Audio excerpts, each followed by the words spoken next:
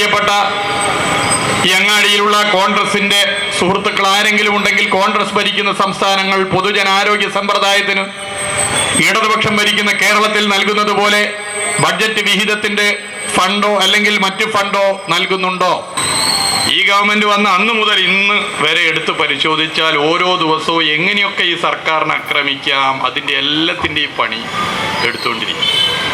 2001-6 കാലഘട്ടം മോട്ടോർ ബൈക്കിൽ ഉടൻ തന്നെ അവിടെ പോയി നോക്കിയപ്പോൾ ഞെട്ടിക്കുന്നതാണ് സംഭവം. ചോദ്യപേപ്പർ, SLC ചോദ്യപേപ്പർ. ഉടനെ അവിടെയുള്ള DYFIയിലെ ബ്ലോക്കിലെ സഖാക്കളെ മുഴുവൻ ഫോൺ ചെയ്ത് ഞങ്ങൾ എല്ലാവരും എത്തി. DYFIയുടെ എത്താവുന്ന സഖാക്കളൊക്കെ എത്തി. ഞങ്ങളവിടെ കുത്തിയിരിപ്പ് സമരം നടത്തി. ഈ ഭൂമിയിൽ ജീവിക്കേണ്ട ഒരു വ്യക്തിയുടെ ജീവനാണ്. ഒരാശയത്തെ മുറുകെ പിടിച്ചു എന്നുള്ളതിൻ്റെ ഭാഗമായി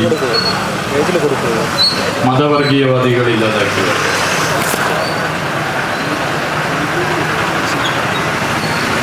ഇവിടെ ചൂണ്ടിക്കാട്ടി RSS ആണ്. RSS ആഗ്രഹിക്കാത്ത ജനങ്ങളുടെ ഐക്യവും മതസാഹോദര്യവും മുറുകെ പിടിക്കുന്ന പ്രവർത്തനങ്ങൾക്ക് നേതൃത്വം കൊടുത്തു എന്നുള്ളതിൻ്റെ ഭാഗമായി ഒരു ചെറുപ്പക്കാരനെ ഒരു ദയയും കാണിക്കാതെ കശാപ്പ് ചെയ്തു.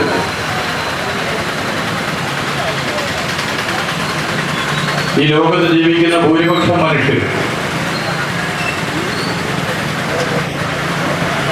മതസാഹോദര്യം ആഗ്രഹിക്കുന്നവരാണ്. ഈ ലോകത്ത് ജീവിക്കുന്ന ഭൂരിപക്ഷം മനുഷ്യരും മതവിശ്വാസികൾ. ലോകത്ത് വിവിധ മതങ്ങളുണ്ട്. ഒരു മതവും മറ്റൊരു മതത്തിൽ വിശ്വസിക്കുന്നവരെ കശാപ്പ് ചെയ്യണമെന്ന് പറയുന്നില്ല. ഒരു മതവും മതസാഹോദര്യത്തിന് വേണ്ടി നിലകൊള്ളുന്നവരെ ഇല്ലാതാക്കണമെന്ന് പറയുന്നില്ല. എന്നാൽ മതരാഷ്ട്രം എന്ന ലക്ഷ്യം മുൻനിർത്തി പ്രവർത്തിക്കുന്ന അപകടകരമായ സംഘടനയാണ് RSS എന്ന് നമുക്കറിയാം. മതരാഷ്ട്രമാണ് ഞങ്ങളുടെ ലക്ഷ്യം എന്ന് പലപ്പോഴും RSS പറഞ്ഞിട്ടുണ്ട്. RSSന്റെ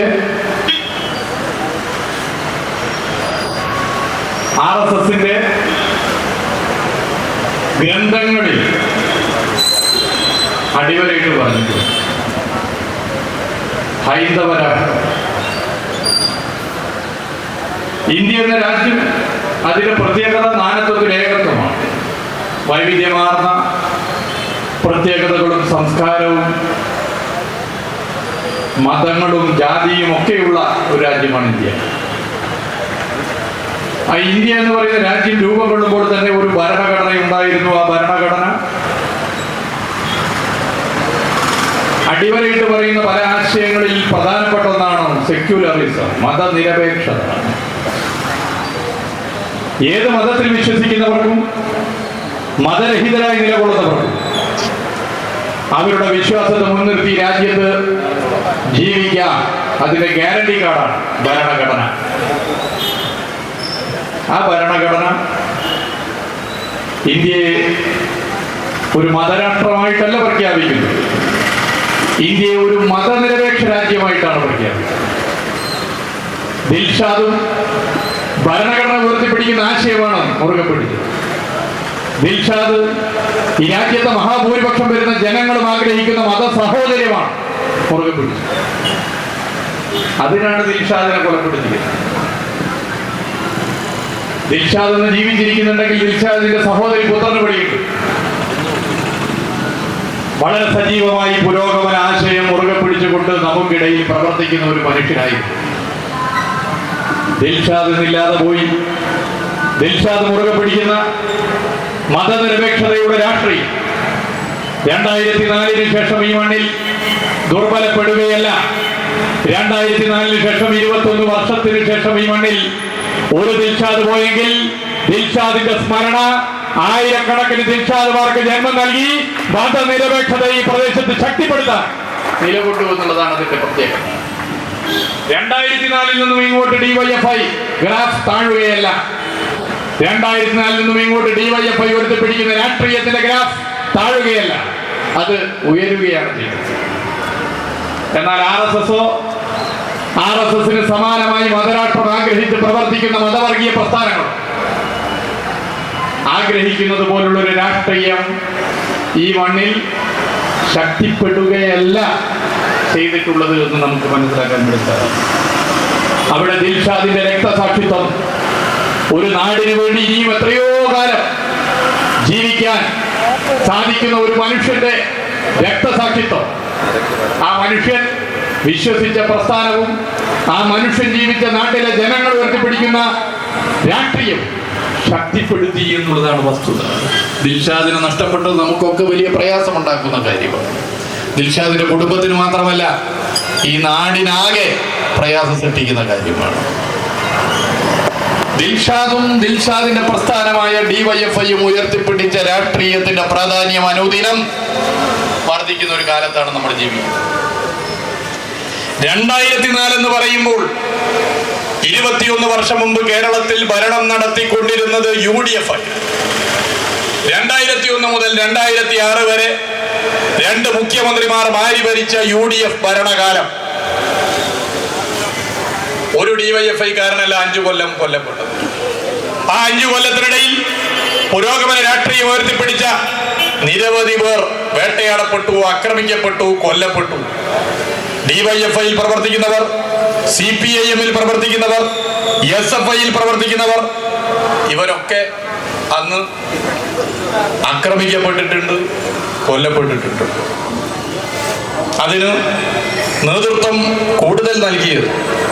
കൂടുതൽ പേരെ കൊലപ്പെടുത്തുന്നതിന് നേതൃത്വം നൽകിയത് RSS ആണെങ്കിൽ അതിൽ ഇന്ത്യൻ നാഷണൽ കോൺഗ്രസ് ഉണ്ട്, മറ്റു മതവർഗീയ പ്രസ്ഥാനങ്ങളുണ്ട്, എല്ലാവരുമുണ്ട്. എല്ലാവരും ചേർത്തുകൊണ്ടാണ് ഡിവൈഎഫ്ഐയെയും ഇടതുപക്ഷ പ്രസ്ഥാനത്തെയും CPM-നെയും ആക്രമിച്ചത്. എല്ലാവരും ചേർന്നുകൊണ്ട് വലതുപക്ഷ രാഷ്ട്രീയ ശക്തികൾ അത്തരം അക്രമങ്ങൾ നടത്തുമ്പോൾ അന്ന് ഭരിച്ച UDF എല്ലാ സൗകര്യം ചെയ്തു കൊടുത്തു. അക്രമങ്ങൾക്ക് പോലീസ് സെക്യൂരിറ്റി നിന്നു.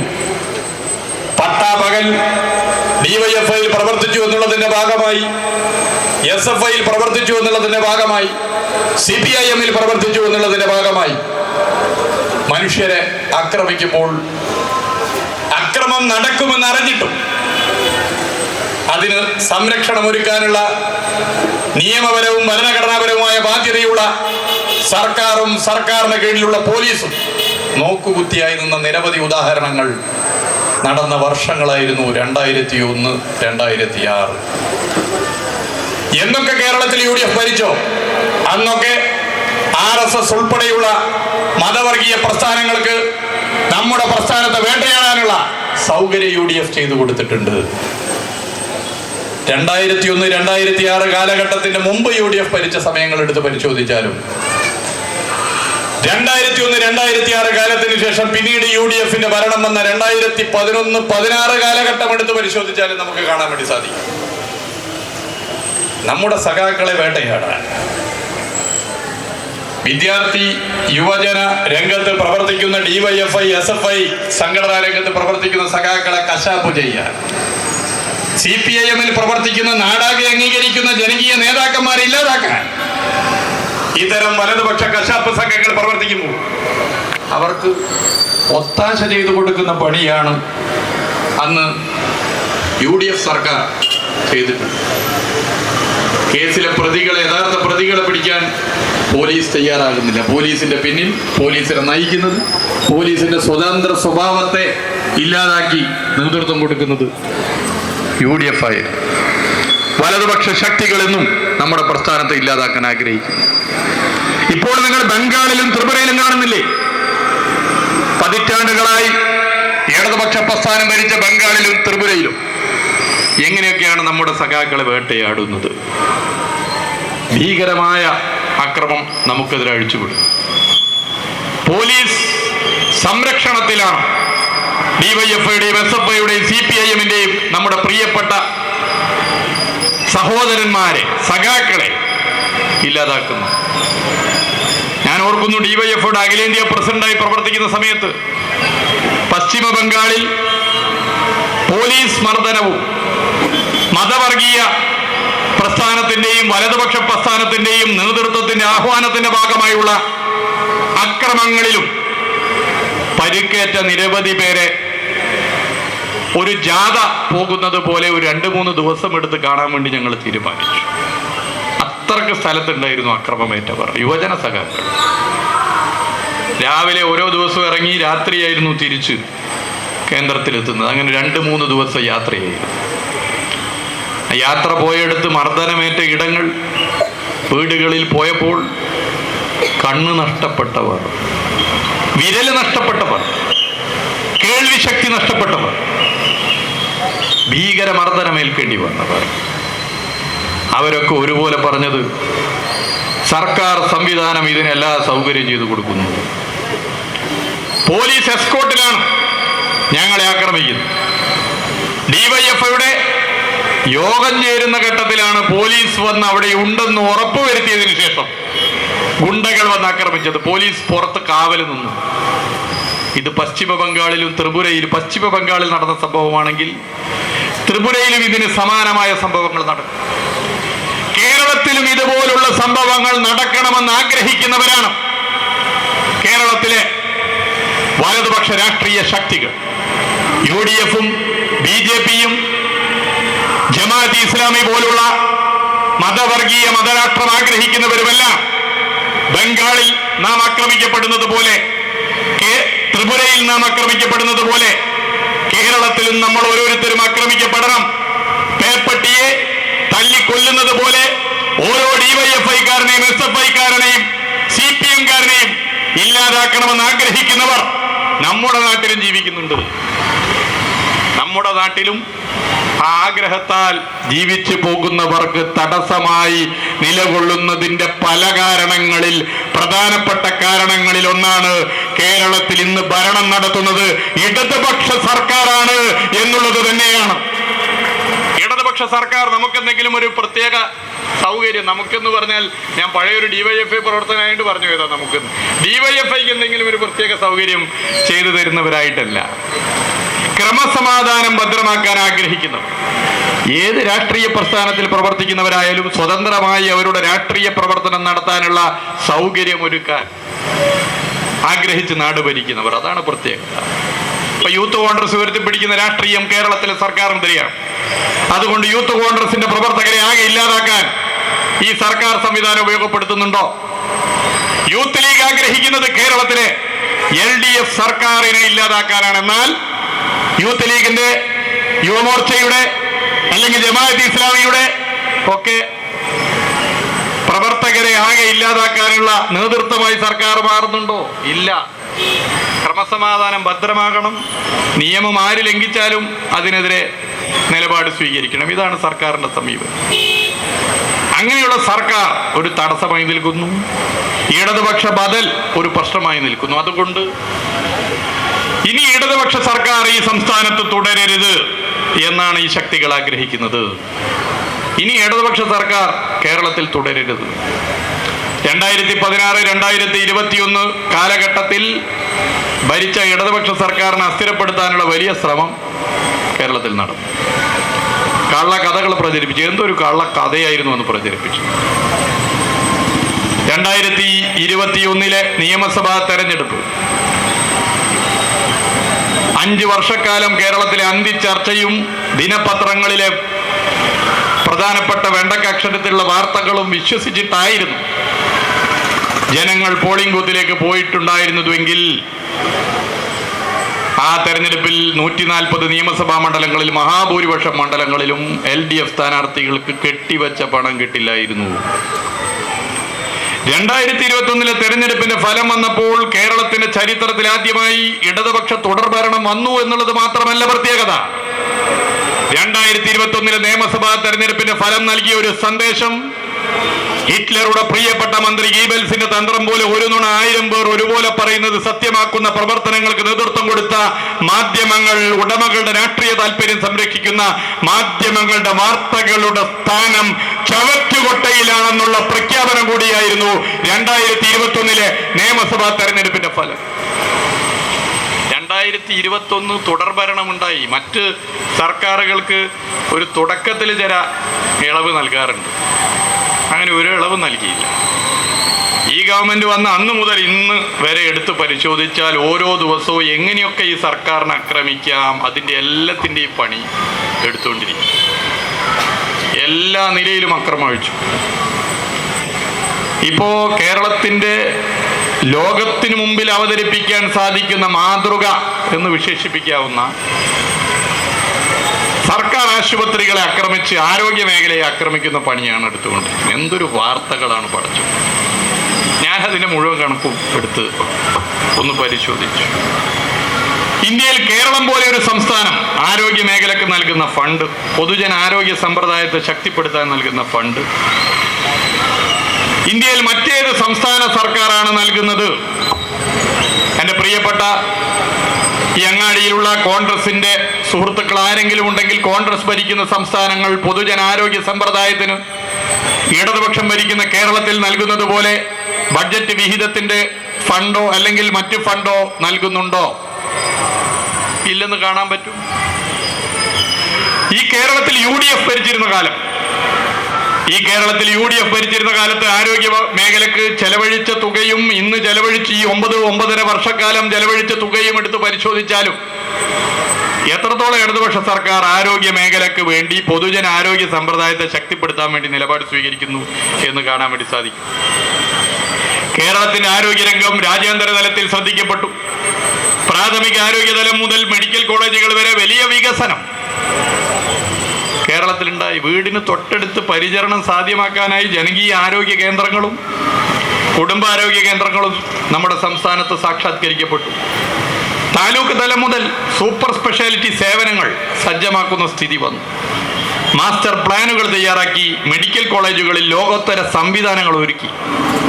ഇതിൻ്റെ എല്ലാം ഫലമായി സാധാരണ മനുഷ്യർക്ക് ചെലവില്ലാതെ ചികിത്സ ലഭ്യമാകുന്ന പൊതുജനാരോഗ്യ സമ്പ്രദായം നമ്മുടെ സംസ്ഥാനത്ത് ശക്തിപ്പെട്ടു. ഇത് ഇടതുപക്ഷ സർക്കാരുള്ളതുകൊണ്ടാണ്. ഇതിൻ്റെ എല്ലാം ഫലമായി സർക്കാർ ആശുപത്രികളിൽ ചികിത്സ തേടുന്നവരുടെ എണ്ണം നിങ്ങൾ പരിശോധിച്ച് നോക്കൂ, വലിയ നിലയിൽ വർദ്ധിച്ചു. മികച്ച പ്രവർത്തനങ്ങൾ കേരളത്തിന്റെ ആരോഗ്യ മേഖലയിൽ നടത്തുന്നതിന്റെ ഭാഗമായി ആരോഗ്യ വനിതാ ശിശു വികസന വകുപ്പിന് ദേശീയ തലത്തിൽ 29 പുരസ്കാരങ്ങളും ബഹുമതികളുമാണ് ലഭിച്ചിട്ടുള്ളത്. ഈ കഴിഞ്ഞ 4 വർഷങ്ങളിൽ തുടർച്ചയായി ഏറ്റവും കൂടുതൽ സൗജന്യ ചികിത്സ നൽകിയ സംസ്ഥാനത്തിനുള്ള ദേശീയ പുരസ്കാരം ലഭിച്ച സംസ്ഥാനത്തിന്റെ പേര് അഭിമാനത്തോടു കൂടി പറയാനാകും ഇടതുപക്ഷം ഭരിക്കുന്ന കേരളമാണ് എന്നുള്ളത്. എത്ര മാധ്യമങ്ങൾ റിപ്പോർട്ട് ചെയ്യും? ഈ 4 വർഷം ശ്രീമതി സഖാവ് വീണ ജോർജ് ആരോഗ്യവകുപ്പ് മന്ത്രിയായി 4 വർഷം 7000 കോടിയിലധികം രൂപയുടെ സൗജന്യ ചികിത്സയാണ് ഈ കേരളത്തിൽ നൽകിയത്. 2016-2021 ശൈലജ ടീച്ചർ കേരളത്തിന്റെ ആരോഗ്യവകുപ്പ് മന്ത്രിയായിരുന്ന ഘട്ടത്തിലും ഇതേ മാതൃക നമ്മൾ കണ്ടതാണ്. വികസിത രാജ്യങ്ങളിലെ നിലവാരത്തിലേക്ക് ഉയരാൻ ആരോഗ്യ മേഖലക്ക് നമ്മുടെ സംസ്ഥാനത്തായി ദേശീയ നീതി ആയോഗ് സുസ്ഥിര വികസന സൂചികകളിൽ 1-ാം സ്ഥാനത്ത് കണ്ടെത്തിയ സംസ്ഥാനത്തിന്റെ പേര് ഇടതുപക്ഷം ഭരിക്കുന്ന കേരളമാണ് എന്നുള്ളതാണ് അതിന്റെ പ്രത്യേകത. ഏറ്റവും കുറവ് മാതൃ ശിശു മരണ നിരക്കുള്ള സംസ്ഥാനം ഏതാണ്? അത് നമ്മുടെ കേരളമാണ്. പാലിയേറ്റീവ് കെയർ രംഗത്ത് വിജയകരമായ മാതൃകയാണ് കേരളത്തിൻ്റെത്. ലോക ആരോഗ്യ സംഘടന അംഗീകരിച്ച കാര്യമാണ്. നമ്മുടെ തിരുവനന്തപുരം മെഡിക്കൽ കോളേജ് നിങ്ങൾ എടുക്കൂ. ആദ്യമായി ദേശീയ റാങ്കിംഗ് പട്ടികയിൽ തിരുവനന്തപുരം മെഡിക്കൽ കോളേജും ദന്തൽ കോളേജും ഉൾപ്പെട്ടു എന്നുള്ള സന്തോഷ വിവരം നിങ്ങളെ പ്രത്യേകം അറിയിക്കാൻ ഈ വേള ഞാൻ ഉപയോഗപ്പെടുത്താൻ ആഗ്രഹിക്കുന്നു. എത്ര മാധ്യമങ്ങൾ റിപ്പോർട്ട് ചെയ്തു? നമ്മുടെ സംസ്ഥാനത്ത് ജനകീയ ആരോഗ്യ കേന്ദ്രങ്ങൾ 5409 എണ്ണം യാഥാർത്ഥ്യമാക്കി. എല്ലാ നിയമസഭാ മണ്ഡലങ്ങളിലും മാതൃക ആരോഗ്യ കേന്ദ്രങ്ങൾ ആരംഭിച്ചു. ആരോഗ്യപരമായ ജീവിത ശൈലി സംസ്കാരം വളർത്തുന്നതിന് എല്ലാ ജനകീയ ആരോഗ്യ കേന്ദ്രങ്ങളുടെയും ജനകീയ ആരോഗ്യ ക്ലബ്ബുകൾ ആരംഭിച്ചു. ജീവിതശൈലി രോഗങ്ങൾ ഇന്ന് വലിയ നിലയിൽ വരികയാണ്. വ്യായാമം കുറയുന്നു, വലിച്ചു വാരി കഴിക്കുന്നു. ഇവിടെ ഇരിക്കുന്നവർ അങ്ങനെയാണെന്നുള്ള അഭിപ്രായം എനിക്കില്ല. ഇനി ആരെങ്കിലും ഉണ്ടെങ്കിൽ അത് തിരുത്തുന്നത് നല്ലതാണ്. ഭക്ഷണമൊക്കെ കഴിക്കുമ്പോൾ ശ്രദ്ധിക്കുന്നത് നല്ലതാണ്. വ്യായാമമില്ലാത്തവർ, പ്രത്യേകിച്ച് DYFIക്കാർ ചെറുപ്പത്തിൽ തന്നെ വ്യായാമമൊക്കെ ദൈനംദിന ജീവിതത്തിന്റെ ഭാഗമാക്കുന്നത് നല്ലതാണ്. ജീവിതശൈലി രോഗങ്ങൾ വർദ്ധിക്കുന്നു. ജീവിതശൈലി രോഗങ്ങളെയും ക്യാൻസറിനെയും നേരത്തെ തന്നെ കണ്ടെത്തി ചികിത്സിക്കുവാനായി ഈ സർക്കാർ ആർദ്രം രോഗനിർണയ ക്യാമ്പയിൻ ആരംഭിച്ചു. പ്രധാന ആശുപത്രികൾക്ക് പുറമെ 25 റോബോട്ടിക് സർജറി യാഥാർത്ഥ്യമാക്കി. ഇങ്ങനെ നിരവധി കാര്യങ്ങൾ ആരോഗ്യ മേഖലയിൽ ഈ ഗവൺമെന്റ് ചെയ്തു. ഹെൽത്ത് പദ്ധതി ഈ ഗവൺമെന്റിന്റെ മാതൃകയാണ്. ആരോഗ്യ വകുപ്പിന്റെ പൊതുസ്ഥിതി എടുത്ത് പരിശോധിച്ചാൽ സംസ്ഥാനത്ത് ഇപ്പോൾ OP ടിക്കറ്റ് എടുക്കാതെ, ക്യൂ നിൽക്കാതെ OP ടിക്കറ്റ് എടുക്കാൻ കഴിയുന്ന സ്ഥിതി വരുന്നു. ആരോഗ്യ വകുപ്പിൽ 10,000 കോടിയിലധികം രൂപയുടെ വികസനമാണ് ഈ 4 വർഷത്തിനുള്ളിൽ മാത്രം സാധ്യമാക്കിയത്. 10,000 കോടി രൂപയുടെ വികസനം. ആരോഗ്യ വകുപ്പിൽ സംസ്ഥാനത്ത് പ്രാഥമിക തലം മുതൽ തൃതീയ തലം വരെയുള്ള ആരോഗ്യ കേന്ദ്രങ്ങളിലെ അടിസ്ഥാന സൗകര്യ വികസന രംഗത്ത് അഭൂതപൂർവമായ വികസന മുന്നേറ്റമാണ് ഈ ഗവൺമെന്റിന്റെ കാലയളവിൽ നടന്നത്. ഞാൻ അതിന്റെ ഓരോ കണക്കും എടുത്ത് പറയുന്നില്ല, എല്ലാ കണക്കും ആയിട്ട് ഞാൻ വന്നു. കിഫ്ബി വന്നു 2016 LDF സർക്കാർ വന്നതിന് ശേഷം.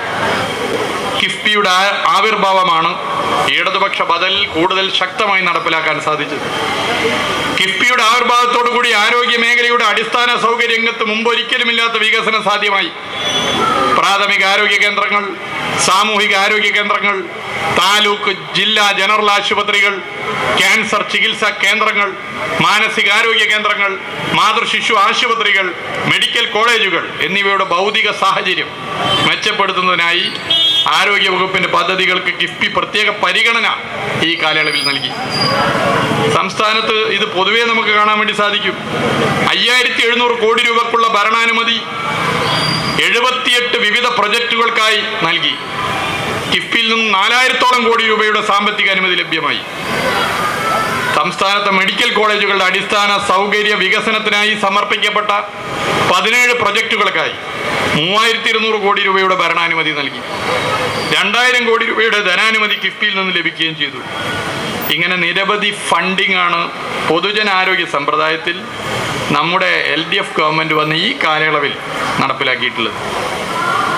RCCയുടെ അടിസ്ഥാന സൗകര്യ വികസനത്തിന് 187 കോടി 22 ലക്ഷം രൂപ മുതൽ എല്ലാ മേഖലകളിലും ഇത് നമുക്ക് കാണാൻ വേണ്ടി സാധിക്കുന്ന സ്ഥിതിയാണ്.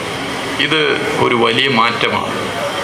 എന്നാൽ ഈ മാറ്റത്തെ കാണാതെ ഏതെങ്കിലും ഒറ്റപ്പെട്ട സംഭവത്തെ പർവ്വതീകരിച്ച് കേരളത്തിൻ്റെ സർക്കാർ ആശുപത്രികളാകെ മോശമാണ് എന്ന് വരുത്തി തീർക്കാനുള്ള വലിയ പ്രചരണമാണ് നാട്ടിൽ നടക്കുന്നത്. ആരോഗ്യ വകുപ്പിൽ ഏറ്റവും അധികം ഫണ്ട് അനുവദിക്കുന്ന സംസ്ഥാനം, വകയിരുത്തുന്ന സംസ്ഥാനമാണ് കേരളമെന്ന് ഞാൻ പറഞ്ഞല്ലോ. കഴിഞ്ഞ സാമ്പത്തിക വർഷം മാത്രം വകയിരുത്തിയത് 9667 കോടിയാണ്. ഒരു വർഷം ചെലവഴിച്ചത് 9994 കോടി. അനുവദിച്ചതിലും അധിക തുക ഗവൺമെന്റ് പൊതുജനാരോഗ്യ സമ്പ്രദായത്തെ ശക്തിപ്പെടുത്താൻ ഒരു വർഷം നൽകി. ഈ സാമ്പത്തിക വർഷം 10,432 കോടി രൂപ വകയിരുത്തി. രൂപയുടെ ഉപകരണങ്ങൾ അതിൻ്റെ ഭാഗമായി സംസ്ഥാന സർക്കാരിൻ്റെ കാലത്ത് മെഡിക്കൽ കോളേജുകൾ ഉൾപ്പെടെയുള്ള ആശുപത്രികളിൽ വാങ്ങി. UDF കൂടെ ഭരിച്ചിരുന്നല്ലോ. UDFിന്റെ അവസാന വർഷം മാത്രം എടുത്തോളൂ, 2015, 2016. ഈ തിരുവനന്തപുരത്തുകാരനാണ് അന്ന് ആരോഗ്യ വകുപ്പ് മന്ത്രി. ആകെ ബഡ്ജറ്റിന്റെ 4.09% മാത്രമാണ് ആരോഗ്യ മേഖലയ്ക്ക് അന്ന് സംസ്ഥാന സർക്കാർ അനുവദിച്ചു. 1133 കോടി 40 ലക്ഷം രൂപ. LDF ഭരണകാലത്ത് നടപ്പ് സാമ്പത്തിക വർഷം, അതായത് ഈ 2025-26 6.58%, 2740 കോടി ആരോഗ്യ മേഖലയ്ക്ക് സ്റ്റേറ്റ് പ്ലാനിലൂടെ അനുവദിച്ചു. പ്ലാനും നോൺ പ്ലാനും ഉൾപ്പെടെ ആരോഗ്യ മേഖലയ്ക്ക് 10,431 കോടി 68 ലക്ഷം രൂപ അനുവദിച്ചു ഈ വർഷം മാത്രം. ഇതാണ് LDF UDFും തമ്മിലുള്ള വ്യത്യാസം. നമ്മൾ ഇടതുപക്ഷം കേരളത്തിൽ ഭരിക്കുമ്പോൾ സാധാരണ മനുഷ്യർക്ക് നല്ല ചികിത്സ ലഭിക്കാൻ സർക്കാർ ആശുപത്രികളിൽ എല്ലാ സൗകര്യവും ഒരുക്കാൻ പ്രത്യേക ഫണ്ട് നൽകുന്നു. കേന്ദ്ര സർക്കാർ നമുക്ക് അർഹമായ പലതും നൽകാതിരിക്കുന്ന ഘട്ടത്തിലാണ് ഇത്തരമൊരു നിലപാട് ആരോഗ്യ മേഖലയിൽ നാം സ്വീകരിക്കുന്നത്. ആരോഗ്യ മേഖല ആകെ മോശമാക്കി. കേരളത്തിന്റെ ധർമാശുപത്രികൾ ആകെ തകർക്കാനുള്ള ശ്രമം നടത്തുന്നു. എന്താണ് BJP ഭരിക്കുന്ന സംസ്ഥാനങ്ങൾ, കോൺഗ്രസ് ഭരിക്കുന്ന സംസ്ഥാനങ്ങൾ, കേരളമല്ലാത്ത മറ്റു സംസ്ഥാനങ്ങളിൽ ധർമാശുപത്രികളുടെ സ്ഥിതി? ഡോക്ടർമാരുണ്ടോ? മരുന്നുണ്ടോ? സജ്ജീകരണങ്ങളുണ്ടോ? സാധാരണ മനുഷ്യരൊരു അസുഖം വന്നാൽ സ്വകാര്യ ആശുപത്രിയെ ആശ്രയിക്കേണ്ട സ്ഥിതി വരുന്നു. കേരളം അതിൽ നിന്നും വ്യത്യസ്തമായി മാറുന്നതിന്റെ കാരണം ഇടതുപക്ഷ ബദലാണ്. ആ ഇടതുപക്ഷ ബദലിനെ തകർക്കാൻ, ഇടതുപക്ഷ സർക്കാരിനെ ദുർബലപ്പെടുത്താൻ, പൊതുജനാരോഗ്യ സമ്പ്രദായത്തെ ആകെ മോശം എന്ന് വരുത്തി തീർക്കാനുള്ള ശ്രമമാണ് ഇവിടെ വലതുപക്ഷ ശക്തികൾ നടത്തുന്നത്. ആരോഗ്യ മേഖലയെ ആക്രമിക്കുന്നത് പോലെ ഇപ്പോ പൊതുവിദ്യാഭ്യാസത്തെയും ഉന്നത വിദ്യാഭ്യാസ മേഖലയെ ആക്രമിക്കുന്നു. വിദ്യാഭ്യാസ വകുപ്പ് മന്ത്രി നമ്മുടെ പ്രിയപ്പെട്ട ശിവൻകുട്ടി സഖാവാണ്. വിദ്യാർത്ഥി സംഘടനാ രംഗത്ത് കൂടി വന്ന ഒരു വ്യക്തിയാണ് അദ്ദേഹം. 2016 മുതൽ 2025 വരെ ഈ 9 വർഷക്കാലത്തെ കേരളത്തിന്റെ പൊതുവിദ്യാഭ്യാസ മേഖലയുടെ വളർച്ച ചെറുതായി കാണാൻ പറ്റുമോ? സ്കൂളുകളുടെ അടിസ്ഥാന സൗകര്യ വികസനത്തിന് ഇടതുപക്ഷ ബദൽ ഉയർത്തിപ്പിടിക്കുന്ന ഒരു സർക്കാർ എന്നുള്ള നിലയിൽ ചെലവഴിച്ച തുക എത്രയാണ്? 5000 കോടി രൂപയാണ് സ്കൂളുകളുടെ അടിസ്ഥാന സൗകര്യ വികസനത്തിനായി മാത്രം ഗവൺമെന്റ് ചെലവഴിച്ചത്. പാഠപുസ്തകം പണ്ടെന്തായിരുന്നു സ്ഥിതി? ഞാൻ ഓർക്കുന്നു, മുമ്പ് DYFIയുടെ ഒരു പ്രവർത്തകനായി നിലകൊള്ളുന്ന ഘട്ടത്തിലാണ് ഒരു കൊറിയർ സർവീസ് നടത്തുന്നിടത്ത് ചുമട്ട് തൊഴിലാളികളായ സഖാക്കൾ വിളിച്ചു പറയുന്നത്, സഖാവേ, ഞങ്ങളിവിടെ ഇങ്ങനെ ചുമടിറക്കുമ്പോൾ അതിൽ നിന്നും കടലാസുകൾ പൊട്ടി വീണു, ഞങ്ങൾ നോക്കിയപ്പോൾ അത് ചോദ്യ പേപ്പറാണ്, സഖാവ് ഉടനെ വരണം. ഞാൻ DYFI ജില്ലാ കമ്മിറ്റി ഓഫീസിലായിരുന്നു. 2011-16 അല്ല, സഖാവ് ദിൽഷാദ് കൊല്ലപ്പെട്ട ഭരണകാലം, ആ കാലഘട്ടത്തിലെ കഥ ഞാൻ പറയുന്നത്. 2001-6 കാലഘട്ടം. മോട്ടോർ ബൈക്കിൽ ഉടനെ തന്നെ അവിടെ പോയി നോക്കിയപ്പോ ഞെട്ടിക്കുന്നതാണ് സംഭവം. ചോദ്യപേപ്പർ, SLC ചോദ്യപേപ്പർ. ഉടനെ അവിടെയുള്ള DYFIയിലെ ബ്ലോക്കിലെ സഖാക്കളെ മുഴുവൻ ഫോൺ ചെയ്ത് ഞങ്ങൾ എല്ലാവരും എത്തി. DYFIയുടെ എത്താവുന്ന സഖാക്കളൊക്കെ എത്തി. ഞങ്ങളവിടെ കുത്തിയിരിപ്പ് സമരം നടത്തി. ഞങ്ങളെയൊക്കെ അറസ്റ്റ് ചെയ്തു, തൊട്ടടുത്ത പോലീസ് സ്റ്റേഷനിൽ കൊണ്ടുപോയി. പക്ഷേ അപ്പോൾ ബാക്കിയുള്ള സഖാക്കൾ അവിടെ വന്നിരുന്നു. ഇതിന് ഉത്തരം കിട്ടണം. അതാണ് പിന്നീട് കേരളത്തിൽ കത്തിയ പ്രശ്നമുണ്ടായത്. ഈ തിരുവനന്തപുരത്ത് ഉൾപ്പെടെ ഭീകര ലാത്തിച്ചാർജ് ഉണ്ടായി. ചോദ്യ പേപ്പർ ചോർന്നു പോകുന്നു. പാഠപുസ്തകങ്ങളുടെ സ്ഥിതി എന്താണ്? UDF ഭരിക്കുന്ന കാലഘട്ടത്തിൽ പാഠപുസ്തകം അധ്യയന വർഷം അവസാനിക്കുന്ന സമയത്ത് പോലും ലഭിക്കാത്ത സ്ഥിതിയായിരുന്നു കേരളത്തിൽ. ഏതെങ്കിലും ഒരാൾക്ക് പുസ്തകം കിട്ടി അതിന്റെ ഫോട്ടോസ്റ്റാറ്റ് എടുത്ത് കുട്ടികൾക്ക് കൊടുക്കുന്ന സ്ഥിതിയായിരുന്നു. ഇന്നോ 10ാം ക്ലാസിന്റെ അധ്യയന വർഷം ആരംഭിക്കുന്നതിന് മുമ്പ് 9ാം ക്ലാസിന്റെ അധ്യയന വർഷം അവസാനിക്കുന്ന സമയത്ത് 10ാം ക്ലാസിന്റെ പാഠപുസ്തകം കൊടുക്കുന്ന സ്ഥിതി വരുന്നു. യൂണിഫോം അന്നെന്തായിരുന്നു, ഇന്നെന്തായിരുന്നു? ഇന്ന് യൂണിഫോം കിട്ടുന്നു.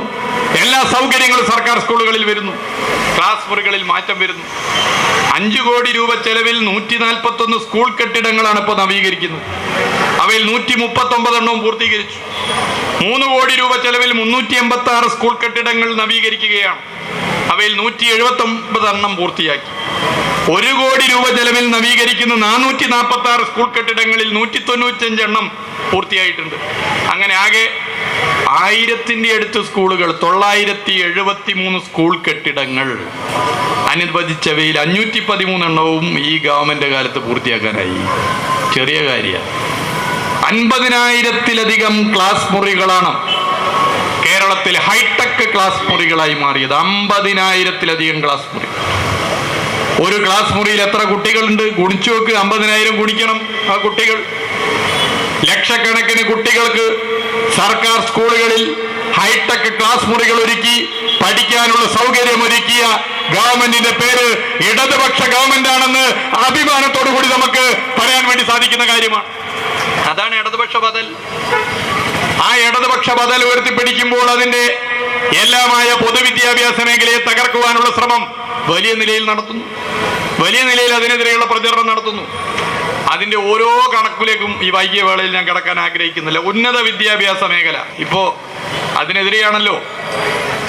ദിൽഷാദിനെ വകവരുത്തി RSS നിയന്ത്രിക്കുന്ന കേന്ദ്ര സർക്കാരിന്റെ ഫെഡറൽ സംവിധാന തത്വങ്ങളെ ലംഘിച്ചുകൊണ്ടുള്ള നിലപാടിന്റെ ഭാഗമായി ഉത്തരവാദിത്തപ്പെട്ട പദവികളിൽ ഇരിക്കുന്നവർ സർവകലാശാലകളുടെ ജനാധിപത്യത്തെ തകർക്കാനും സർവകലാശാലകളുടെ മതനിരപേക്ഷ സ്വഭാവത്തെ ഇല്ലാതാക്കാനും സർവകലാശാലകളെ കശാപ്പശാലകളാക്കി മാറ്റാനും സർവകലാശാലകളിൽ നിന്നും ഉയരുന്ന രാഷ്ട്രീയം മതവർഗീയതയുടെ രാഷ്ട്രീയമാക്കി മാറ്റാനുമുള്ള ശ്രമം നടത്തുമ്പോൾ ഞങ്ങളുടെ അവസാന ശ്വാസം പോകുന്നത് വരെ ഞങ്ങൾ പോരാടുമെന്നുള്ള പ്രഖ്യാപനം നടത്തി SFIയും DYFIയും ഈ കേരളത്തിന്റെ തെരുവിലും സർവകലാശാലകളിലും പ്രക്ഷോഭം നടത്തുന്നത് നമ്മൾ കാണുന്നില്ലേ? നമ്മൾ കാണുന്നുണ്ട്, നമ്മൾ അറിയുന്നുണ്ട്. ഉന്നത വിദ്യാഭ്യാസ മേഖലയെ വലിയ നിലയ്ക്ക് ഉയർത്തിപ്പിടിക്കാനുള്ള വലിയ ശ്രമമാണ് ഈ ഗവൺമെന്റ് നടത്തുന്നത്. സ്കൂൾ വിദ്യാർത്ഥി നേടിയ മികവിന്റെ റെക്കോർഡ് ഉന്നത വിദ്യാഭ്യാസത്തിനും കൈവരിക്കുന്നതിനുള്ള പ്രവർത്തനങ്ങളാണ് ഉന്നത വിദ്യാഭ്യാസ രംഗത്ത് കഴിഞ്ഞ 4 വർഷമായി നടപ്പിലാക്കി വരുന്നത്. ഈ ഗവൺമെന്റ് അധികാരത്തിൽ വന്ന ശേഷം ഉന്നത വിദ്യാഭ്യാസ മേഖലയിൽ 900 ബിരുദ പ്രോഗ്രാമുകളും 204 ബിരുദാനന്തര പ്രോഗ്രാമുകളും അനുവദിച്ചു. 36 കോളേജുകൾ പുതുതായി സർക്കാർ അനുവദിച്ചു. ഇതുവഴി 30,000-ലധികം സീറ്റുകൾ പുതുതായി സൃഷ്ടിക്കപ്പെട്ടു. ഈ അക്കാദമി വർഷത്തോടെ യുഗപരിവർത്തനം കുറിക്കുന്ന 4 വർഷ ബിരുദ കോഴ്സുകൾ ആരംഭിക്കുന്നതോടെ സർവകലാശാല ക്യാമ്പസുകളിലും ബിരുദ കോഴ്സുകൾക്ക് വരുന്നതടക്കം അതിബൃഹത്തായ മാറ്റങ്ങളിലേക്ക് പൂർണ്ണമായും കേരള സംസ്ഥാനം മാറുകയാണ്. ഇവിടുത്തെ കലാലയങ്ങൾ പ്രവേശിച്ചു കഴിഞ്ഞു ആ മാറ്റത്തിലേക്ക്. കഴിഞ്ഞ 4 വർഷക്കാലത്തിനിടയിൽ ചെലവഴിച്ച തുകയെത്ര? 6000 കോടി രൂപ കേരളം ഉന്നത വിദ്യാഭ്യാസ മേഖലയിൽ വിന്യസിച്ചിട്ടുണ്ട്. 6000 കോടി രൂപ. ഇത് കേന്ദ്ര സർക്കാരിന്റെ ഇക്കണോമിക് റിവ്യൂ തന്നെ എടുത്തു പറയുന്ന കണക്കാണ്. കിഫ്ബി, റോസ, സംസ്ഥാന സർക്കാരിന്റെ പ്ലാൻ ഫണ്ട് ഇവ ഉപയോഗിച്ച് 2000 കോടിയോളം രൂപയുടെ അടിസ്ഥാന സൗകര്യ വികസന പ്രവർത്തനങ്ങൾ ഇതിനകം നടന്നു. സ്മാർട്ട് ക്ലാസ് റൂമുകൾ, ആധുനിക ലാബുകൾ, ലൈബ്രറികൾ, അക്കാഡമിക് ആൻഡ് അഡ്മിനിസ്ട്രേറ്റീവ് ബ്ലോക്കുകൾ എന്നിവയെല്ലാം ഇതിന്റെ ഭാഗമായി വന്നു. വലിയ വലിയ അംഗീകാരങ്ങൾ കേരളത്തിന്റെ ഉന്നത വിദ്യാഭ്യാസ മേഖലയ്ക്ക് ലഭിച്ചു. നാക് റാങ്കിങ്ങിൽ MG കേരള സർവകലാശാലകൾക്ക് A++ ഗ്രേഡ് ലഭ്യമാക്കി. മറ്റു സർവകലാശാലകൾക്ക് ലഭിച്ചു. ഇങ്ങനെ ഉന്നത വിദ്യാഭ്യാസ മേഖലയിൽ വലിയ കുതിപ്പുണ്ടായപ്പോൾ കേരളത്തിന്റെ പൊതുവിദ്യാഭ്യാസ മേഖല ശക്തിപ്പെട്ടപ്പോൾ അതിനെ ദുർബലപ്പെടുത്താനുള്ള പ്രചരണം സംഘടിതമായി നടത്തുന്ന ഒരു കാലത്താണ് നമ്മളിങ്ങനെ ഒത്തുചേരുന്നത്. കേരളത്തിന്റെ പശ്ചാത്തല വികസന മേഖല എന്തായിരുന്നു 2016 മുമ്പുള്ള സ്ഥിതി? എന്താണ് ഇപ്പോഴത്തെ സ്ഥിതി? ഈ 9 വർഷത്തിനിടയിൽ കേരളത്തിൽ വന്നിട്ടുള്ള മാറ്റം, പുതിയ പുതിയ റോഡുകൾ, പുതിയ പുതിയ പാലങ്ങൾ, BMNBC റോഡുകൾ. ഈ രാജ്യത്ത് ഇന്ന് റോഡ് നിർമ്മാണ രീതിയിൽ ഉയർന്ന ഗുണനിലവാരം ഉറപ്പുവരുത്താവുന്ന നിർമ്മാണ രീതിയാണ് BMNBC. ഒരു 8-10 കൊല്ലത്തേക്ക് റോഡിനൊരു കുഴപ്പമുണ്ടാവില്ല. 2021 ഈ ഗവൺമെന്റ് അധികാരത്തിൽ വരുമ്പോൾ 5 വർഷം കൊണ്ട് കേരളത്തിലെ റോഡുകളിൽ 50% PWD റോഡുകളും BMNBC ആക്കണമെന്ന് നിശ്ചയിച്ചു. ചെലവ് കൂടുതലാണ്. സാധാരണ ചിപ്പിംഗ് കാർപ്പറ്റ് റോഡ് നിർമ്മാണത്തെക്കാൾ 1 കിലോമീറ്ററിന് 50 ലക്ഷം രൂപ അധികം ചെലവാണ്. 5 കൊല്ലം കൊണ്ട് 30,000 കിലോമീറ്ററിന് 50% വരുന്ന 15,000 കിലോമീറ്റർ BMNBC റോഡാക്കണമെന്നുള്ള പദ്ധതി വിജയിപ്പിക്കാൻ എല്ലാ മാസവും പരിശോധന നടത്താൻ ഒരു പ്രത്യേക സംവിധാനം നമ്മുടെ സംസ്ഥാനത്ത് ആരംഭിച്ചു. CMT, constituency monitoring team. കേരളത്തിന്റെ 140 മണ്ഡലങ്ങളിലും പൊതുമരാമത്ത് വകുപ്പിന്റെ എക്സിക്യൂട്ടീവ് എഞ്ചിനീയർ മുതൽ മുകളിലേക്കുള്ള ഒരു ഉദ്യോഗസ്ഥന് വ്യക്തിപരമായ ചുമതല നൽകി 140 ഉദ്യോഗസ്ഥന്മാർ കേരളത്തിന്റെ റോഡുകളുടെ മാറ്റത്തെക്കുറിച്ച് മാസാമാസം ആലോചിച്ച് പഠിച്ച് പരിശോധിച്ചു പോകാനുള്ള CMT MLA-മാർ പങ്കെടുത്തോ, MLA-മാരുടെ പ്രതിനിധി പങ്കെടുത്തോ, ഇനി MLA-യുടെ പ്രതിനിധിയോ MLA ഇല്ലാതെയോ മാസങ്ങളിൽ യോഗം ചേർന്നു. ആ യോഗം പരിശോധിച്ചു. 30,000 കിലോമീറ്റർ റോഡുകളുടെ 50% റോഡുകൾ 15,000 കിലോമീറ്റർ 5 വർഷം കൊണ്ട് BMNBC ആക്കണമെന്നുള്ള ലക്ഷ്യം പ്രിയപ്പെട്ടവരെ 4 വർഷം പൂർത്തീകരിക്കുമ്പോൾ തന്നെ ഈ സർക്കാരിന് യാഥാർത്ഥ്യത്തിൽ എത്തിക്കാൻ സാധിച്ചു എന്നുള്ള അഭിമാനകരമായ വിവരം നിങ്ങളെ അറിയിക്കാൻ ആഗ്രഹിക്കുന്നു. അത് ഇടതുപക്ഷ സർക്കാരിന്റെ നിശ്ചയദാർഢ്യമാണ്. പാലങ്ങൾ 2021 ഈ സർക്കാർ അധികാരത്തിൽ വരുമ്പോൾ 5 വർഷം കൊണ്ട് കേരളത്തിലെ പാലങ്ങളുടെ കാര്യത്തിൽ സെഞ്ചുറി അടിക്കണമെന്നാണ് തീരുമാനിച്ചത്.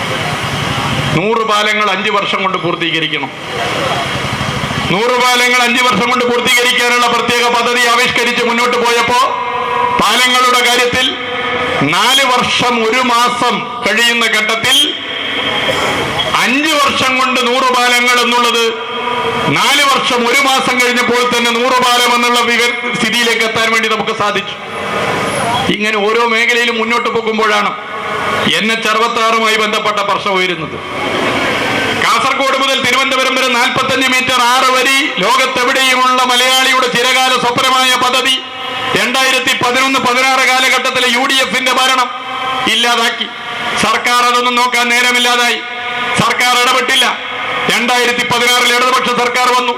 ഇടതുപക്ഷ സർക്കാരിന്റെ മുഖ്യമന്ത്രി സഖാവ് പിണറായി വിജയൻ ഡൽഹിയിൽ പോയി പ്രധാനമന്ത്രിയുമായും നിതിൻ ഗഡ്കരിയുമായും ചർച്ച ചെയ്തു. ഭൂമി ഏറ്റെടുക്കൽ ഉൾപ്പെടെയുള്ള വിഷയങ്ങൾ പരിഹരിക്കാൻ കേന്ദ്ര സർക്കാർ കൂടുതൽ പണം തരാൻ പറ്റില്ലെന്ന് പറഞ്ഞു. കാരണം എന്താ? കേരളത്തിൽ ഭൂമി കിട്ടാനില്ല, ജനസാന്ദ്രത കൂടുതലാണ്. കേരളത്തിന് പുറത്തൊരു സംസ്ഥാനത്ത് ഒരു ഹെക്ടർ ഭൂമിക്ക് 2 കോടിയാണ് ദേശീയ പാതയ്ക്ക് വേണ്ടി ചെലവഴിക്കേണ്ടതെങ്കിൽ കേരളത്തിൽ അത് 36 കോടിയാണ്. 36 കോടി ഉറുപ്പിക ഒരു ഹെക്ടർ ഭൂമിക്ക് ഭൂമി ഏറ്റെടുക്കാൻ കൊടുക്കണം. റോഡൊന്ന് വീതി കൂട്ടണമെങ്കിൽ, ഈ റോഡൊന്ന് വീതി കൂട്ടണമെങ്കിൽ എത്ര പീടിക പൊളിക്കണം, എത്ര വീട് പൊളിക്കണം? അത്ര ജനസാന്ദ്രത നിറഞ്ഞ നാടാണ് കേരളം. മറ്റ് സംസ്ഥാനം പോലെയല്ല. ഉത്തർപ്രദേശിലോ ബീഹാറിലോ തമിഴ്നാട്ടിലോ കർണാടകയിലോ 45 മീറ്റർ വീതിയുള്ള റോഡുള്ളത് പോലെ എന്തുകൊണ്ട് കേരളത്തിലില്ല എന്ന് നമ്മൾ ചിന്തിക്കുമ്പോൾ ഈ ജനസാന്ദ്രതയാണ് അതിന്റെ ഒരു പ്രധാന പ്രശ്നം. ദേശീയപാത വികസനത്തിന് ഇനി പണം തരാൻ വേണ്ടി സാധിക്കില്ല എന്ന നിലപാട് പ്രധാനമന്ത്രി അറിയിച്ചു. NH-66 വേണോ വേണ്ടയോ? അതാണ് ചോദ്യം. ഇപ്പൊ നിങ്ങൾക്ക് ഇവിടുന്ന് കൊല്ലത്തേക്ക് റോഡ് മാർഗം പോകാൻ എത്ര നേരം എടുക്കും? NH-66 യാഥാർത്ഥ്യമായാൽ എത്ര സമയം ലാഭിക്കാം? നമുക്കറിയാം അതിന്റെ മാറ്റം. അന്ന് മുഖ്യമന്ത്രി സഖാവ് പിണറായി വിജയൻ മന്ത്രിസഭാ യോഗത്തിൽ തീരുമാനമെടുത്തു, ഫണ്ട് നാം കണ്ടെത്തണം. ഇന്ത്യയുടെ ചരിത്രത്തിലാദ്യമായി ദേശീയപാത വികസനത്തിന് ഒരു സംസ്ഥാന സർക്കാർ പണം കണ്ടെത്താൻ തയ്യാറായി. 100-200 കോടിയല്ല പ്രിയപ്പെട്ടവരെ, 500-1000 കോടിയല്ല, 5600 കോടി. 2021 ഈ ഗവൺമെന്റ് വന്നപ്പോൾ എല്ലാ 2 ആഴ്ചയും എല്ലാ മാസത്തിലും ഇതിന്റെ ഓരോ പുരോഗതിയും പരിശോധിച്ചു. മുഖ്യമന്ത്രിയും ഇടപെട്ടു. ഞങ്ങൾ എല്ലാവരും ഒരു ടീമായി നിന്ന് ഇടപെട്ടു. മരങ്ങൾ മുറിച്ചു മാറ്റണമെങ്കിൽ കേരളത്തിന്റെ വനം വകുപ്പുമായി ബന്ധപ്പെട്ട പ്രശ്നമാണ്. റോഡ് വീതി കൂട്ടാൻ വൈദ്യുതി ലൈന്, വൈദ്യുതി പോസ്റ്റ് മാറ്റണമെങ്കിൽ കേരളത്തിന്റെ വൈദ്യുതി വകുപ്പുമായി ബന്ധപ്പെട്ട പ്രശ്നമാണ്. മെറ്റീരിയലുകളുടെ ആവശ്യകത കേരളത്തിന്റെ വ്യവസായ വകുപ്പുമായി ബന്ധപ്പെട്ട പ്രശ്നമാണ്. പ്രാദേശിക പ്രശ്നങ്ങൾ പരിഹരിക്കേണ്ടത് കേരളത്തിലെ തദ്ദേശ സ്വയംഭരണ വകുപ്പാണ്. എല്ലാ വകുപ്പുകളെയും ഏകോപിപ്പിച്ചു. ദ ഹിന്ദു എന്ന നൂറ്റാണ്ടിന്റെ പാരമ്പര്യമുള്ള പത്രം എഴുതി, NH-66 കർണാടകയിൽ ഒച്ചിന്റെ വേഗത്തിലാണെങ്കിൽ NH-66 കേരളത്തിൽ വേഗതയിൽ പ്രവർത്തനം നടക്കുന്നു. ഷെഡ്യൂൾ പ്രകാരം പൂർത്തീകരിക്കാനാകും. കാരണം NHIക്കൊപ്പം നിലകൊണ്ട് നിശ്ചയദാർഢ്യത്തോടുകൂടി പ്രവർത്തിക്കുന്ന ഒരു സംസ്ഥാന ഗവൺമെന്റ് കേരളത്തിലുണ്ട് എന്ന് ഹിന്ദു പത്രം എഴുതുന്നു. നമ്മുടെ ഇവിടുത്തെ പത്രങ്ങൾക്ക് നേരം കുറവ് കാരണം എഴുതാൻ കുറച്ച് സമയം പോകും, എഴുതുന്നു. എന്നാൽ മലപ്പുറം ജില്ലയിൽ ഒരു സംഭവം ഉണ്ടായി, ദൗർഭാഗ്യകരം. ദേശീയപാത നിർമ്മാണവുമായി ബന്ധപ്പെട്ട് സുരക്ഷിതത്വം ഉറപ്പുവരുത്തണം, ആർക്കും തർക്കമില്ല. എന്നാൽ അതിന്റെ ഭാഗമായി ഈ പദ്ധതി ഉപേക്ഷിക്കണം, ഈ പദ്ധതിയുടെ പ്രവൃത്തി ഒരടി മുന്നോട്ട് പോകരുത് എന്നാരെങ്കിലും ആഗ്രഹിച്ചാൽ അത് ജനവികാരത്തോടൊപ്പമുള്ള ആഗ്രഹമാണോ? കാസർഗോഡ് മുതൽ തിരുവനന്തപുരം വരെ 45 മീറ്റർ 6 വരി യാഥാർത്ഥ്യമാക്കണമെന്നുള്ള ഈ നാടിന്റെ ആഗ്രഹം പൂർത്തീകരിക്കുക എന്നുള്ളത് ഏത് പ്രതിസന്ധി ഉണ്ടെങ്കിലും ആ പ്രതിസന്ധി തട്ടിമാറ്റി യാഥാർത്ഥ്യമാക്കാൻ LDF സർക്കാർ പ്രതിജ്ഞാബദ്ധമാണ് എന്നുള്ളത് ചൂണ്ടിക്കാട്ടാൻ ഞാൻ ആഗ്രഹിക്കുന്നു. അതിന് നിങ്ങൾ എന്ത് പ്രചരണം നടത്തിക്കോ, നാടിന് വേണ്ടിയാണ്. പശ്ചാത്തല വികസന മേഖലയിൽ കുതിപ്പിന്റെ കാലം. 9 ജില്ലകളിലൂടെ കടന്നു പോകുന്ന തീരദേശ ഹൈവേ, 13 ജില്ലകളിലൂടെ കടന്നു പോകുന്ന മലയോര ഹൈവേ, 9 കൊല്ലക്കാലം ഈ കേരളത്തിന്റെ മാറ്റം. കാസർഗോഡ് മുതൽ തിരുവനന്തപുരം വരെയുള്ള തീരദേശ ഹൈവേ, കാസർഗോഡ്, കണ്ണൂർ, കോഴിക്കോട്, മലപ്പുറം, തൃശൂർ, എറണാകുളം, ആലപ്പുഴ, കൊല്ലം, തിരുവനന്തപുരം, 9 ജില്ലകളിലൂടെ തീരദേശ ഹൈവേ. ഇനി UDF-ഓ BJP-യോ പറയരുത് മറ്റ് 5 ജില്ലകളെ നിങ്ങൾ അവഗണിച്ചു. ഞങ്ങളുടെ കുഴപ്പമല്ല, 5 ജില്ലകളിൽ കടലോര മേഖല അല്ലാത്തത് കൊണ്ടാണ്. ഇനി അതിന്റെ പേരിൽ ഹർത്താലൊന്നും നടത്തരുത്. 13 ജില്ലകളിലൂടെ മലയോര ഹൈവേ, 1200 കിലോമീറ്ററാണ് മലയോര ഹൈവേ എങ്കിൽ 600 കിലോമീറ്ററാണ് തീരദേശ ഹൈവേ. 50 കിലോമീറ്റർ ഇടവിട്ട് ടൂറിസ്റ്റ് കേന്ദ്രങ്ങൾ ഉൾപ്പെടെയുള്ള തീരദേശ ഹൈവേ ഈ സംസ്ഥാനത്തിന് മുഖച്ഛായ മാറ്റും. മികച്ച പാക്കേജ്. മലയോര ഹൈവേ കേരളത്തിന്റെ കാർഷിക മേഖലക്കുള്ള ഉണർവ്. ഈ പ്രദേശത്ത് ഞാൻ പ്രത്യേകിച്ച് പറയണോ, കേരളത്തിന്റെ കാർഷിക മേഖല ഇവിടെയുണ്ട്. ഇത് മലയോര ഹൈവേ ആണ്. വലിയ മാറ്റം ഉണ്ടാകുന്നു. കാർഷിക മേഖലയുടെ കുതിപ്പ്, ടൂറിസം മേഖലയുടെ കുതിപ്പ് എന്നിവക്ക് കാരണമായി മാറുന്ന മലയോര ഹൈവേ ഈ ഗവൺമെന്റിന്റെ നിശ്ചയദാർഢ്യമാണ്. 9 വർഷക്കാലത്തെ കേരളത്തിന്റെ മാറ്റമാണ്. ഇതാണ് ഇടതുപക്ഷ ബദൽ. കേരളത്തിലെ ക്ഷേമ പ്രവർത്തനങ്ങൾ, പെൻഷൻ മാറ്റം നാം കാണുന്നില്ലേ? എന്തായിരുന്നു നേരത്തെ സ്ഥിതി? UDF ഭരിക്കുമ്പോൾ പെൻഷന്റെ കാര്യത്തിൽ കുടിശ്ശികയായിരുന്നു. തുക എത്രയെന്ന് നമുക്കറിയാം. അവയിൽ നിന്നും മാറ്റം വന്നു. 600 ഉണ്ടായത് ഇപ്പൊ 1600 ആയി. അന്ന് കൊടുത്തത് 34 ലക്ഷം പേർക്കാണെങ്കിൽ ഇന്ന് 60 ലക്ഷം പേർക്ക് കൊടുക്കുന്നു. 34 ലക്ഷം പേർക്ക് 600 രൂപ കൊടുക്കുന്നതിൽ വർഷങ്ങളോളം കുടിശ്ശിക വരുത്തിയ സർക്കാരിന്റെ പേര് UDF ആണെന്നാണെങ്കിൽ 60 ലക്ഷം പേർക്ക് 1600 രൂപ ഒരു മുടക്കമില്ലാതെ നൽകുന്ന സർക്കാരിന്റെ പേര് LDF സർക്കാരാണെന്ന് ഈ കേരളം പ്രഖ്യാപിക്കുന്നു. അതാണ് വ്യത്യാസം. ലൈഫ് പദ്ധതി നമ്മുടെ മുമ്പിൽ ഉദാഹരണമായിട്ടുണ്ട്. അങ്ങനെ ഈ സർക്കാരിനെ അങ്ങ് ഇല്ലാതാക്കി കളയാം എന്ന ശ്രമമാണ് പൊതുവെ നടത്തിക്കളയുന്നത്. അതുകൊണ്ട് അത്തരം നീക്കങ്ങളെ നാം തിരിച്ചറിയണം, അത്തരം നീക്കങ്ങളെ നാം മനസ്സിലാക്കണം. കേരളത്തിലെ ഇടതുപക്ഷ സർക്കാരിനെ അസ്ഥിരപ്പെടുത്തി ബംഗാളിലും ത്രിപുരയിലും നമ്മുടെ സഖാക്കളെ വേട്ടയാടുന്നത് പോലെ ഈ കേരളത്തിലും നമ്മുടെ സഖാക്കളെ വേട്ടയാടുന്ന ഒരു കാലം, ആ കാലത്തിലേക്ക് കേരളത്തിന്റെ രാഷ്ട്രീയത്തെ എത്തിക്കുക എന്നുള്ളതാണ് വലതുപക്ഷ ശക്തികൾ ശ്രമിക്കുന്നത്. അതിന് ഇപ്പൊ നടത്തുന്ന പ്രചരണം എന്താ? 2016, 2021 മന്ത്രിസഭ ഗംഭീര, അന്നത്തെ മന്ത്രിമാരൊക്കെ ഉഷാറ്. 2021, 2026 മന്ത്രിമാർ അത്ര പോരാ. എന്തായിരുന്നു 2016, 2021 ഭരണകാലത്ത് അന്നത്തെ മന്ത്രിമാരെ കുറിച്ച് ഇവർ പറഞ്ഞത്? മികച്ച മന്ത്രിമാരെന്നായിരുന്നു. അന്ന് ചാനൽ ചർച്ചകളിൽ ഓരോ മന്ത്രിമാരെയും എങ്ങനെയാണ് അക്കമിട്ട് നിരത്തി വ്യക്തിഹത്യ നടത്തിയതെന്ന് നമുക്കറിയില്ലേ? ഇന്നും അതിന് സമാനമായി നടത്തും. എന്നാൽ ഇന്ന് പറയുന്നു അന്നത്തെ മന്ത്രിമാർ കുഴപ്പമില്ല. 2016, 21 ആയാലും 21, 26 ആയാലും മന്ത്രിമാരെ നിശ്ചയിക്കുന്നത് പ്രസ്ഥാനമാണ്. 2021, 2026 കാലഘട്ടത്തിലെ മന്ത്രിമാർ മികച്ചതാണെന്ന് ഇവർ പറയുന്ന ഒരു കാലം വരും. അത് 2026 വീണ്ടും അധികാരത്തിൽ ഇടതുപക്ഷ സർക്കാർ വരുമ്പോൾ അന്നത്തെ മന്ത്രിസഭയെ താരതമ്യം ചെയ്തുകൊണ്ട് പറയും ഇന്നത്തത് പോരാ, എന്നാൽ അന്നത്തെ മന്ത്രിമാർ മികച്ചത് എന്ന് പറയുന്ന സ്ഥിതി വരും. അതാണിവർ വർത്തമാന കാലഘട്ടത്തെ മോശമാക്കി ഭൂതകാലം മികച്ചതാണെന്നുള്ള പ്രചരണം നടത്താൻ സംഘടിതവും ആസൂത്രിതമായ ശ്രമം നടത്തും. അതിന് ഉടമകളുടെ രാഷ്ട്രീയ താല്പര്യം സംരക്ഷിക്കുന്ന മാധ്യമങ്ങൾ വലിയ നിലയിലേക്കുള്ള ശ്രമം നടത്തും. വലതുപക്ഷ രാഷ്ട്രീയ ശക്തികൾ വലിയ ശ്രമം നടത്തുന്നു. കേരളത്തിൽ ഡിവൈഎഫ്ഐയുടെ പ്രവർത്തകർ ഒരാൾ പോലും ഉണ്ടാകരുതെന്ന് ആഗ്രഹിക്കുന്നവരാണിവർ. കേരളത്തിൽ ഡിവൈഎഫ്ഐയുടെ പ്രവർത്തകരെ തെരുവിൽ തല്ലി കൊന്ന് ഇല്ലാതാക്കിയാലും അതിനെതിരെ ആരും ഒരക്ഷരം പ്രതികരിക്കരുത് എന്ന് ആഗ്രഹിക്കുന്ന മനസ്സുള്ളവരാണ് വലതുപക്ഷ രാഷ്ട്രീയ ശക്തികളുടെ നേതൃത്വത്തിലുള്ള പലരും. അത് നാം മനസ്സിലാക്കണം. അങ്ങനെ ഒരു അന്തരീക്ഷം കേരളത്തിൽ സൃഷ്ടിക്കുന്നതിന് ആദ്യം ഇടതുപക്ഷ സർക്കാരിനെ ഇല്ലാതാക്കുക, ഇടതുപക്ഷ സർക്കാരിനെ വലിച്ച് താഴെ ഇറക്കുക, പിന്നീട് അക്രമങ്ങൾ അഴിച്ചുവിടുക. ഇതാണ് ലക്ഷ്യം. അതിനുവേണ്ടിയുള്ള ശ്രമമാണ് നടത്തുന്നത്.